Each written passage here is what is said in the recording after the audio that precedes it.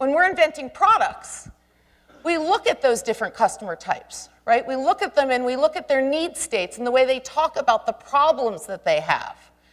And by looking at each one of those customers, we start to gather up data points. And when you graph those need states, you start to see these wave diagrams that are at the bottom. And when you overlap each of the different customers' need states, you start to see your area of opportunity, right? The common need points, the things that people say the most.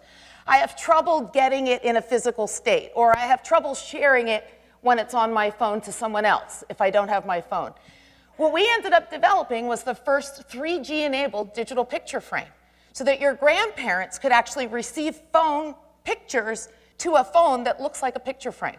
It doesn't dial, it doesn't have voice. It literally, when they walked in the door, would have a new set of pictures.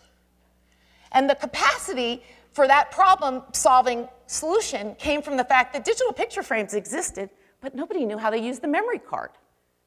So I always had the same 20 pictures. Every house we walked into, that was the biggest complaint. Every place we visited, we saw these digital picture frames that had old pictures that never got changed out, because the people who had them, who were given them, say, I just don't know what to do until my grandson comes.